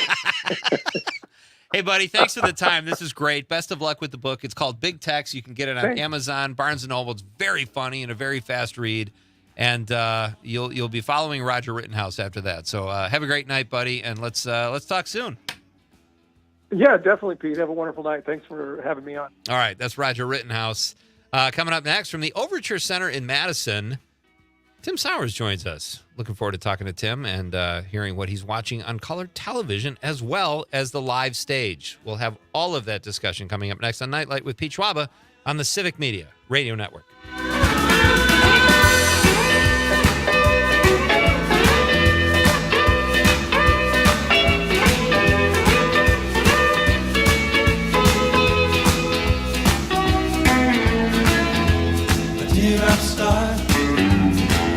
And it breaks my heart.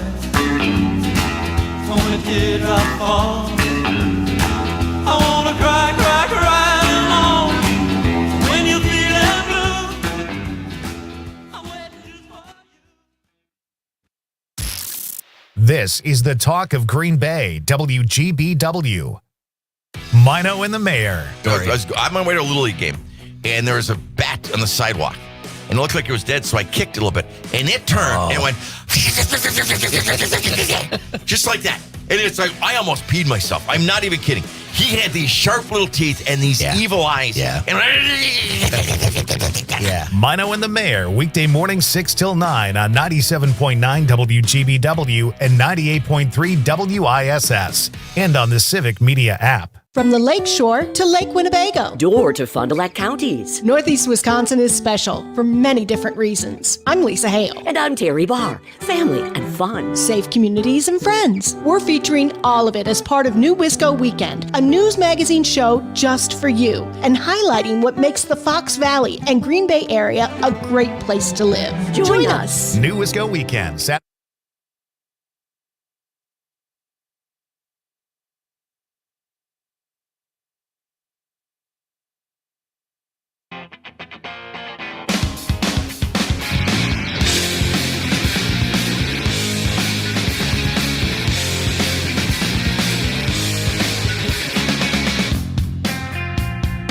It is Kurt Cobain's birthday today. So what better way to... I was not the biggest Nirvana fan, but that song is hard not to like or tap your foot to or dance like nobody's watching. Just a great song. I don't even know how old he would have been today. Maybe like 50, 60? And on the text line, we have Jim from Appleton checking in, clarifying his answer. Our question tonight is, what movie was wildly popular that you despise? For me, it's The Fall Guy. Jim from Appleton finally gives us a straight answer. He says, all right, heaven can wait. Football star dies and comes back. Rotten movie. Kind of liked Heaven Can Wait. But I like Dumb and Dumber, too. Conrad's mom and I, we'd get into it. We could have a little forum. Jim, Conrad's mom, and me. All right, let's move on here. Joining us now here on the program is one of our favorite guests. He is from the Overture Center. He's the chief artistic... I'm sorry. I've lost my intro. Tim has a lot of words in his intro, I have to say. He is the Chief Artistic Experiences Officer, and a very fun guy to talk to and a great guest. And he joins us now on Nightlight. Tim, how are you? I'm good. How are you? I'm doing well. Despite I messed up your intro, I apologize for that. That's all right. I mess it up myself. If I drop one of those words, could it be officer? So you're the Chief Artistic Experiences, but then that doesn't make sense either. Yeah, I am the Chief Artistic Experience. As we can attest to here on the show. How are you, buddy? I'm good. Good. You've got some big stuff going on at the Overture Center. Aside from all the shows, you've got a big 20th anniversary. Congratulations. I know, 20 years of Overture Center. It's been fun. I've been here 16 of the 20, and it's been really fun watching the organization and the center grow, and getting top-notch talent every year. And it really brings artists from around the world to Madison, and then all the local artists that we support in the building. And so we're having a big birthday party as a kind of a fundraiser celebration at September 28th, and so it'll be kind of fun. Go ahead. No, I was going to say people can go to that, right? There are tickets available. People can go to it. They can go to overture.org and get some tickets. We're going to have pop-up performances. People can be able to go backstage. We're going to do this really cool thing on the stage with this 360 circle kind of selfie station. We're having lots of food, and it's kind of going to be an immersive experience, right? They're hot right now, these immersive experiences. And so we're kind of creating this just really fun night for everybody. It does sound fun. And it kind of clears up. It says it's going to be an old-fashioned birthday party. Yeah. So I didn't know if that meant pin the tail on the donkey. We're going to have games. We're having a whole bunch of... It's going to be kind of informal, laid back. Come and have a good time and celebrate with us, right? It sounds really fun. So it's at 7 p.m. on September 28th. Overture.org for tickets. How much are the tickets if people want to go and celebrate with you guys? Only $150. That's a good price for a fundraiser. Not bad, right? Oh, it's a fundraiser. Okay. Yeah, it's a fundraiser. Yeah, it's a good price for it. Yeah. Sounds like a fundraiser, if you ask me. See what I did there? Yeah, that was. You're I good. think you're my smart. Feet, That's why I like coming on your show. I know you do. All right. Well, good luck with that. But you also have these great shows coming up. And I noticed. I wanted to ask you just for clarification. You have a season ticket package, but one that doesn't include Broadway shows.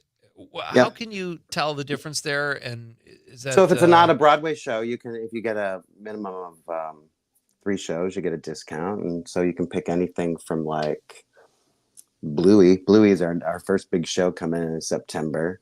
Crazy, everybody loves Bluey. It's crazy. Did you ever watch those cartoons? I never did, but I mean, I know about them, but I've never watched. Yeah, really popular. We had the show back in a year ago, and sold like 7,200 tickets over 4 performances, and we have 2 performances coming in, and we're already at like 3,400 tickets. Jeez, it's and it's a good show. It's sometimes these children's shows, that these big kind of touring shows, aren't so great, but this one's really good. You have another one coming up. What did I see? Well, Funny Girl, but and Juliet. That sounds interesting. A contemporary telling of the classic Romeo and Juliet. How do they update it? Well, do you know they imagine what would happen if Juliet didn't die. Okay. And all the music, it's contemporary in its feel. All the music is Max Martin. Max Martin, is that right? Maybe. Maybe. Oh, you should know this. You're the expert. Max Martin, who is, he's written songs for the Backstreet Boys and Taylor Swift and I don't know, everybody. So Taylor Swift does not write her own songs. Am I hearing that correctly? Well, he wrote one for her. Yeah. Max Martin. Pretty cool. That's right. Yeah.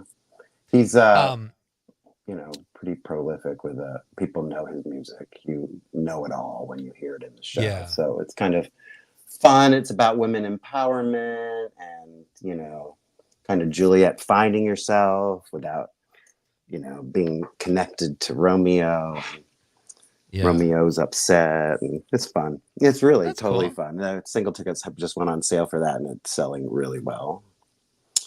And that opens up. We have a late start in November as our Broadway season because it was, it's election time and people are scared about going to a show during that time. But we have a lot coming up. So Mike Birbiglia, he's one of my favorite comedians. You were just talking about comedians. Yeah. Love him. I think he's like the best storyteller. Oh, there he is. You just cut out briefly there, too. I know, my phone just rang. I didn't turn it off. Oh. He's the best storyteller, I think, Mike Birbiglia. Oh, I think you talked about him last time. I think I that's did, coming too. up. Okay. He's one of my favorites. I just love him to death. What's this? What's King James for any sports fans out there? Forward theater. I get it. But what is that fast-paced comedy? Set against the backdrop of LeBron James' electrifying basketball career, this fast-paced comedy chronicles the turbulent bond between 2 diehard fans whose intertwined fortunes are tied to those of their idol. Yeah. I don't know a lot about it to talk about it because it's a forward theater show.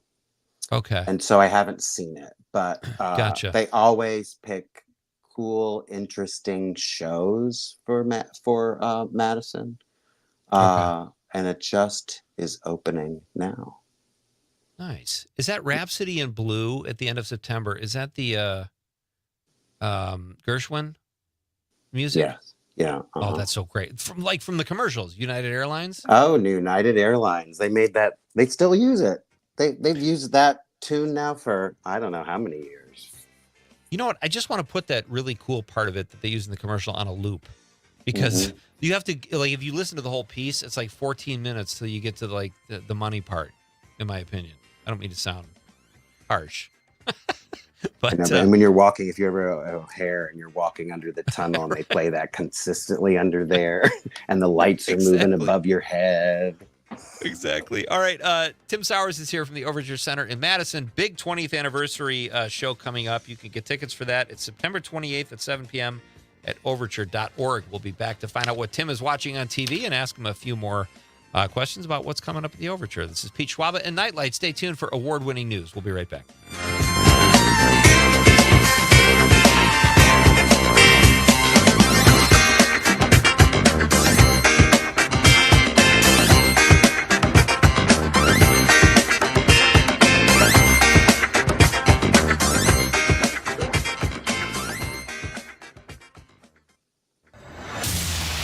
The talk of Green Bay, WGBW.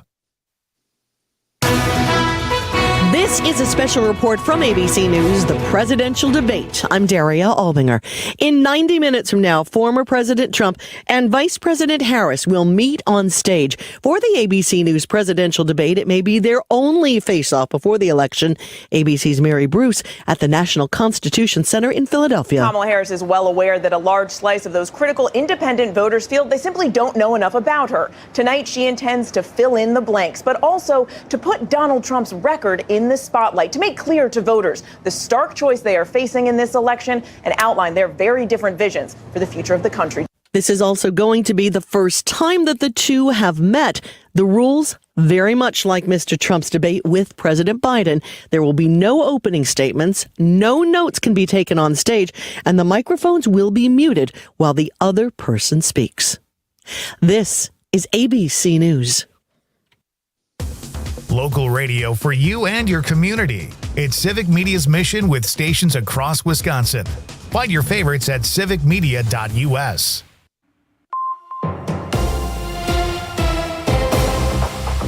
Civic Media News, I'm Derek Tritz. Here's what Wisconsin needs to know. A recent study says 22% of teenagers have seriously considered committing suicide. Lisa Hale reports.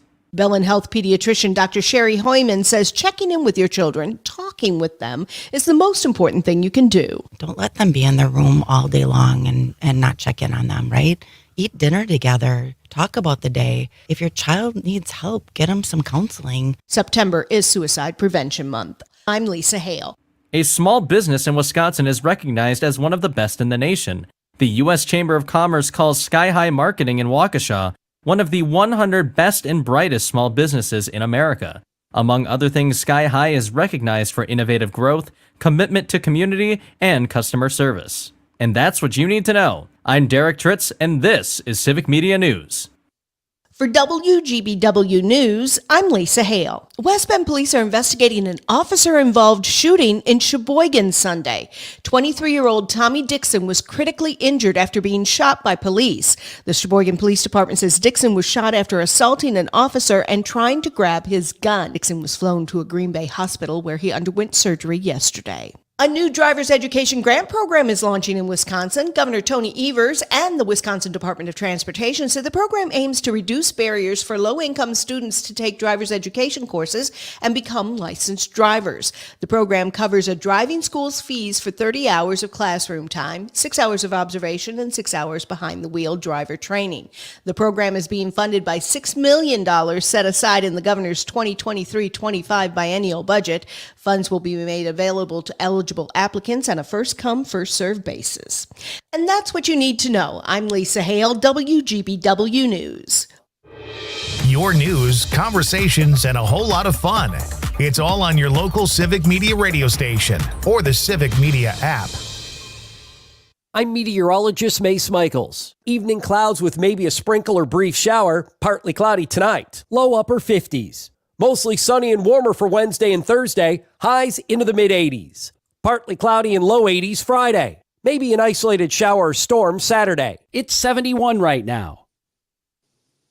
From the Lake Shore to Lake Winnebago. Or to Fond du Lac counties. Northeast Wisconsin is special for many different reasons. I'm Lisa Hale. And I'm Terry Barr. Family and fun. Safe communities and friends. We're featuring all of it as part of New Wisco Weekend, a news magazine show just for you, and highlighting what makes the Fox Valley and Green Bay area a great place to live. Join us. New Wisco Weekend, Saturday mornings at 8, Sundays at 11 on WGBW and WISS and the Civic Media app. Matt Nair on air. Wisconsin Public Radio Dodge County clerks backtrack on using drop boxes after concerns from Republican sheriff in order to prevent the perception of voter fraud. What is he citing as any sort of proof of concern about this? Gut feeling. Oh, it's a gut feeling. Yeah, Inherently. Feel it in your bones, yes, right? Exactly. Matt Nair on air. Weekdays 10 till noon on your local Civic Media radio station and on the app. Todd Albaugh. Hey, everybody, join us for a very special edition of the show next time, live from Waukesha.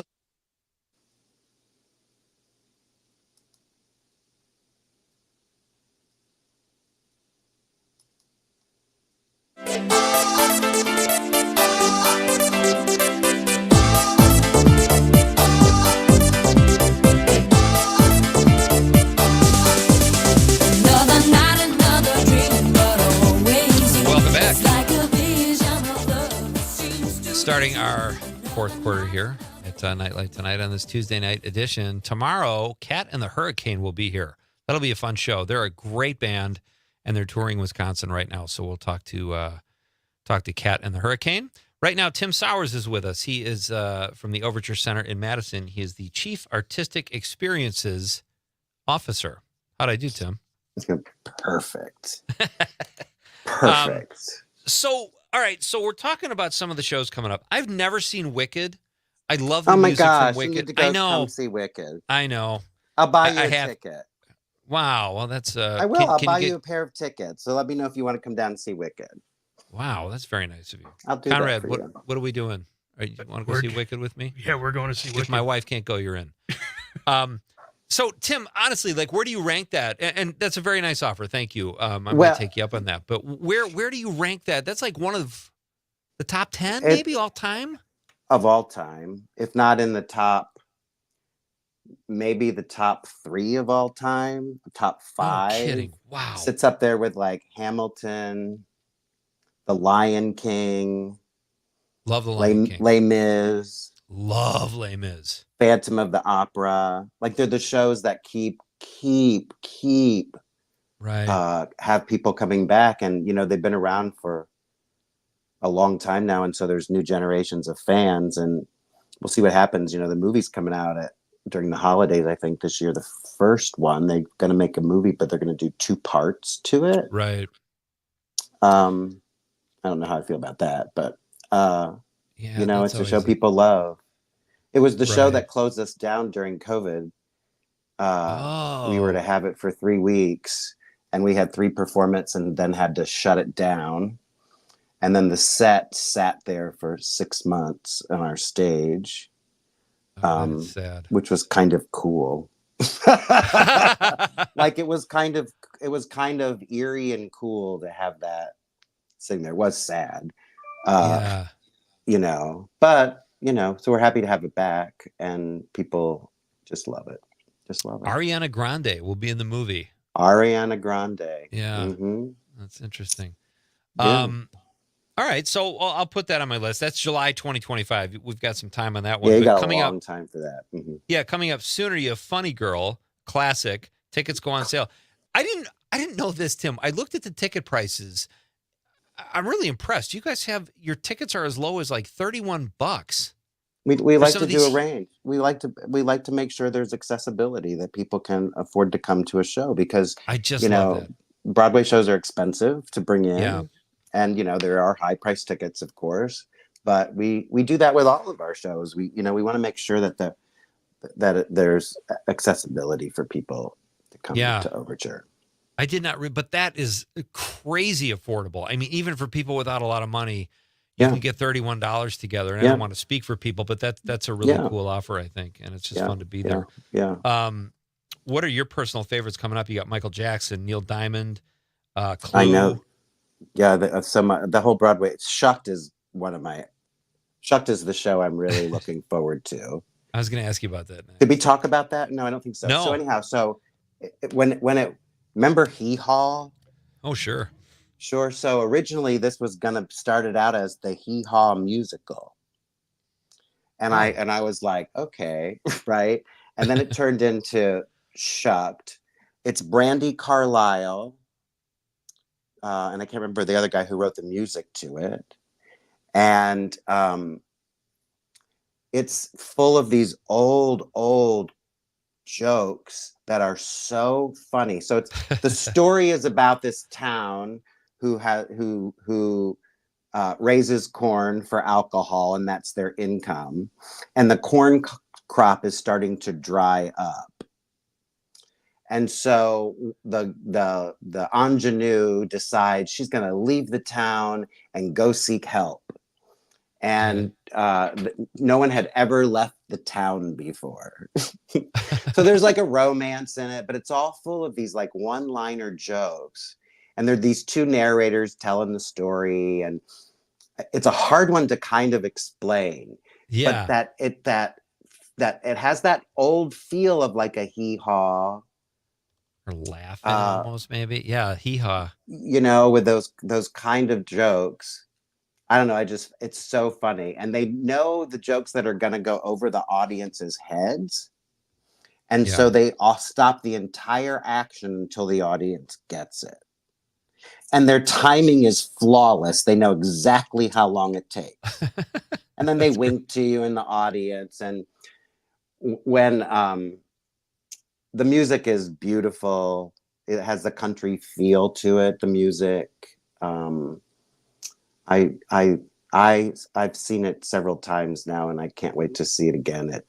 It just makes you feel good. It's so fun. It's just so fun. Yeah, that sounds good. That's February 4th through the 9th. Tickets go on sale September 27th. It says Shucked is a Tony Award-winning musical. Yep. That the Wall Street Journal calls flat out hilarious. And I love you guys in the description. It says a hilarious, irresistible musical comedy filled with a cornucopia of laughs. Listen, I'll tell you one of the characters, and I it's funny because after I saw the show, I went back and watched Hee Haw, some of the clips, and they took some of these characters in this show. And there's this one character, his name is Peanut. And Peanut just talks on and on when somebody asks him a question. And so like one of the jokes is, so Peanut, I hear you got your Christmas tree. Yep, I got my Christmas tree. Lulu asked me if I was gonna put it up myself, and I said, no, I think I'm gonna put it up in the living room. But that's the kind of cornball jokes, right? But you get a sense of that with the description. Like, I think people will probably show up knowing what to expect and will probably love it. Yeah, the people who know Broadway and stuff are kind of familiar with it, but I think it'll be a harder sell. I hope they, put some great video together because this is the first year it's going out on the road. Oh, that's great. So it's fun. It's fun. If you had to choose between musical icons, Michael Jackson and Neil Diamond, which show would you send people to? Boy, that's a toughie. I mean, they're both were really brilliant musicians, weren't they? MJ really focuses on a period of time where Michael Jackson is prepping for his Dangerous tour. And so there's kind of an interview thing happening with Rolling Stone. So they're really looking at himself as a creator, and they go back and do some of the early days of him as a kid, but it really focuses on like putting the music and the dance together. And there's a I think one of my favorite all-time numbers from a musical puts together 3 of his influences and does this great number. And his influences were the Walker Brothers, who were these 2 vaudeville guys, Bob Fosse, and Fred Astaire. And when they're doing this number and they have these images of the other artists, you could see all the influences. Oh, that's cool. And then with Neil Diamond, I mean, he wrote so many songs. Right. Right. And everybody knows his music. So they're kind of like, I don't know, are they 2 different kind of generations? They are. But I think anybody who likes music and the whole creation of that will like both those shows. Yeah, Neil Diamond has so many songs you forget about. Like I heard "Solitary Man" like 3 weeks ago. Love that song. Yeah, it's great. I love that song. And the song from "Girl, You'll Be a Woman Soon." I think it was from Pulp Fiction or something. I mean, it's a song first, but just he has songs you forget about that are so great. Yeah, when I watched his musical, he reminded me of one of my other favorite biopic musicals is "Beautiful," the Carole King story. And it's like that when, she wrote so many songs that were not hers when she was, that whole idea of the Brill Building in New York City, where all these artists would just take these offices and write music.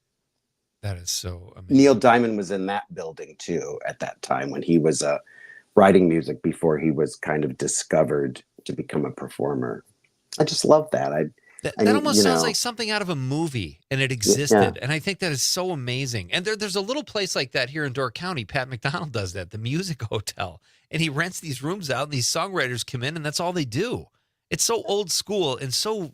I just I, find it I think it's fascinating. great because I think, when people are writing music, they can influence each other. And I don't know, it's great to talk to other musicians as you're developing music and songs, and as opposed to just sitting alone somewhere. I think it's really cool. I think that's all cool. That is the voice of Tim Sowers from the Overture Center in Madison. Tim, before we let you get out of here, do you have a TV recommendation? Something I do. I always think about this for you. I appreciate Bad that. Monkey. I was going to ask you if you were watching that. I That's like Conrad's love favorite. it. I love it. All right, I'm going back to it. I watched 2 episodes, and I didn't dislike it. I was falling asleep during the second one. I'm going to give it a rewatch, and I'm going to stick with it now. I loved it. I don't know Vince Vaughn all that much. I never really followed Vince Vaughn, but he is so funny in it, and you don't really ever see detective shows that have that comic edge to it. Right. I love it. He's great, and I like the guy who plays his friend, who I think. Oh yeah. He's a cop. He plays a cop in a lot of stuff. Yeah, He's really good too. So I will go back and revisit that based on because I trust your opinion so much. Thank Tim. you. Thank you. What about summer movies? How'd you do in the summer blockbuster category? Did you see any films? Not much of anything. No. Really? Wasn't that interesting? Was it interesting? I don't know. There was a few. Yeah, but I would say. I think we talked about Fall Guy last time I was here. It was on, and that was such a disappointment. Yeah. I could have fixed it. I could have. You're sitting there watching it, and you're like, "Yeah, don't do that. Take that scene out. Don't do that." Exactly. Right. Well, and then they didn't have any chemistry. Right. It was Emily Blunt was too reserved in the role, very British, and I love her, but Same. It needed Emma Stone with him. Oh, nice. Fun and playful, and it just wasn't fun and playful. And you need to take that Bon Jovi song. If I never hear that song again, it will be too soon. It wasn't even a great song when it was out the first time, and now it's overused to death, and it makes me hate that movie even more. I'm being a little dramatic, but I like The Instigators on Apple with. Oh, I heard that was good. It is good. Like you haven't seen not Ben Affleck, Casey Affleck in a long time, and he and Matt Damon are fun together. Okay. And as I was watching it, I was like, boy, Casey, you're looking more and more like Ben every day. But I thought that was a good little film. Yeah, that's on my list too. That's awesome. Tim, thanks so much. As always for a your pleasure. Time. So much fun to talk to you, buddy. Yeah. We'll do it again soon, I hope. And good luck. Have a great time at the anniversary. That sounds like a blast. Great. Thank you for having me. You're welcome. All right. That's Tim Sowers. Check out overture.org if you're interested in going to their 20th anniversary celebration. It sounds like a blast. It's a fundraiser. And check out their website for all these amazing shows they have coming up. So, Conrad, we got a text from Bridget from the 818. Always like to hear from Bridget. Oppenheimer. I know it was an important movie and won Oscars, but I couldn't watch longer than 30 minutes. Okay. I'll agree with that. Really? I totally respect that. I love when people say, did you really? I did. In the movie theater. You know what it sounds to me like you're not getting enough sleep, Conrad. Actually, you fell asleep during Fall Guy. Actually, my buddies and I got there, I think like an hour before it. Okay. We maybe have pre-gamed it a little too hard. An hour before the movie? Yeah. I saw that film and I could not have fallen asleep because it was the loudest picture I've ever seen. That's true. I could not believe. And it won Best Sound. And I'm like, that just apparently means the loudest. But I liked it. But I respect that, Bridget. Thank you for weighing in. All right, when we come back, we're going to hear a great clip from True Romance. Such a great movie. And we have an excellent clip to close the show with. And maybe we'll do some Brian Regan. We tried to get that last night going, but we couldn't do it. So that's coming up next on Nightlight with Pete Schwaba on the Civic Media Radio Network. You see, war is not the answer, for only love can conquer hate. You know we've got to find a way to bring some love in here today. Picket lines and picket signs. Don't punish me. For him,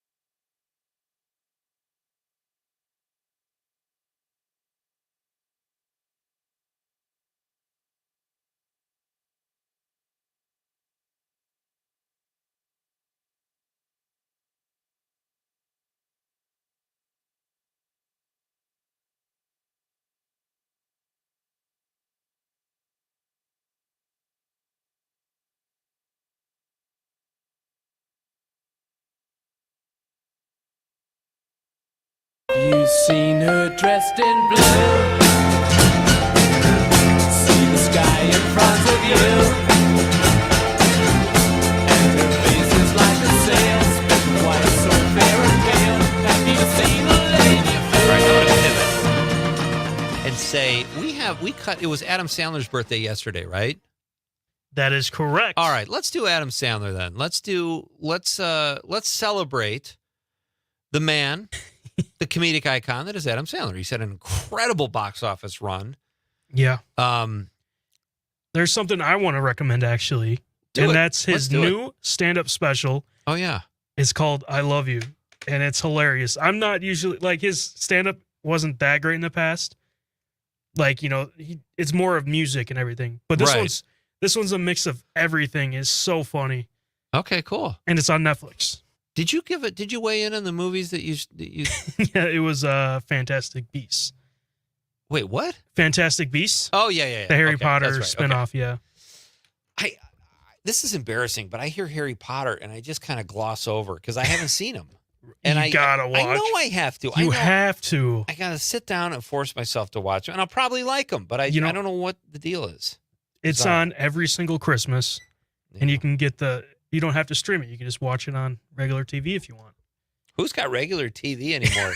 Well, YouTube TV. It's not really regular, but right. You still All get right. ads. So what do you want to lead off with here, Sandler-wise? Sandlerly speaking. This is one of my favorite. So in all of pretty much Sandler's movies, O'Doyle's are in it. Oh, right. Right. This is funny. It's you may know it from Billy Madison. That's when it starts as O'Doyle Rules. It goes through but this is in Click, his neighbor O'Doyle. He's like probably like 11-year-old kid, and Adam Sandler's character in it has beef with him. All right, let's hear it. Yeah, good robo dog. And he can bark in over 6 different languages. It's so cool. Yeah, it's much cooler than your stupid human dog. Hey, Dad, see Kevin's new robot dog? Yeah, very nice. Very nice? This thing is worth more than your car. Not anymore, it ain't. Robo dog! Dude! You suck so bad. Do not. Hey, Dad. How you doing, buddy? Playing some catch? Actually, we're playing some drop, because Ben hasn't caught one yet. Darn it. Ah.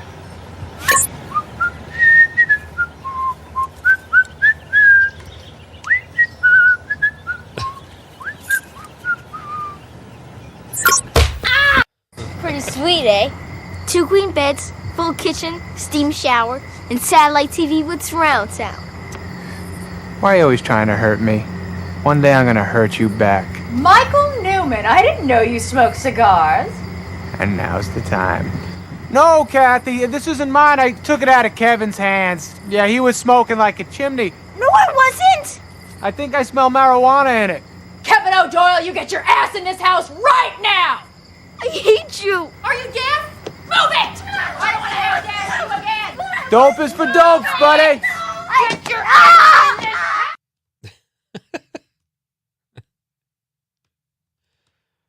this What movie is that from? Billy That's Madison? that's from Click. Or Click. I'm sorry. That's right. Yes. Who is his co-star on that? Oh, who was it? It's his wife. I gotta. Is it Judd Apatow's wife? What's her name? She's in a lot of those. I can't think of her name though. Leslie. No, it's Kate Beckinsale. Oh, Kate Beckinsale's in Yeah, that? Oh, and that's great. Christopher Walken's in it too. Love Christopher Walken. And then Jonah Hill's in it too. He's great. I love Jonah Hill. You've seen Superbad, right? Oh yeah. Yeah. That's the first hour of Superbad is one of my favorite movies. And then it just kind of gets crazy. It's like Office Space a little bit, but the first Michael Cera and Jonah Hill are so funny together. That's a great first hour. All right, we have time for one. If we squeeze another Sandler clip in? Yeah, this one is from Mr. Deeds. Oh, okay. No, don't really have to. No setup it's required? It's just a funny clip. Perfect. What are you doing down there? I am assisting you with your sock change. You gonna change my socks for me? You don't gotta do that. Come on, stand up. Thank you, sir. Besides, you don't want to have to touch my right foot. I got wicked bad frostbite when I was in the Scouts. Check it out. Pretty messed up, huh? The hideousness of that foot will haunt my dreams forever. Oh, yeah, I've heard that before. But the weird thing is, I got no feeling left in it, so you could, like, jump on it and it wouldn't hurt me. Go ahead, jump on it. I would really rather not, sir. Oh, please jump on my foot. Yeah, I didn't feel that. What else you got? Hey, get that fireplace poker right there and just whack my foot. Do I absolutely have to? It's gonna be fun. Just grab it. All my friends do this when they're wasted. Come on. Go ahead, give it a whack. Nothing. Really? Isn't that sick? Didn't feel that. Isn't that awesome? Go ahead. Nothing. Yeah, I know you're starting to like it, aren't you? Chop that wood. Yeah, that's it. Ow! You're sick! You're sick! Why would you do that to me? I'm just kidding you, pal. You want me going there? I saw your face. You were like... Anyways, I gotta talk to Cedar and Anderson, find out what I'm supposed to be doing today. So could you take that out of my foot? I'm kind of nailed to the ground here. There you go.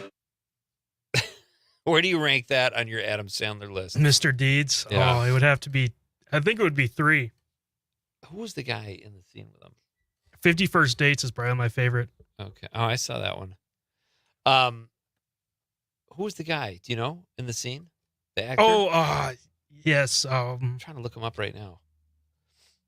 Who was? I can't think of his name, but he's in a lot of stuff. Alan Covert, maybe? Marty? What's the character's name? Let me look. All right, it's Emilio Lopez. Oh. Okay, I don't know. Hey, I think we have to close the show with you know what I want, don't you?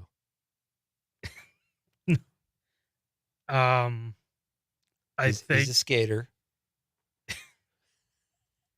He makes a plan and he follows through. I will.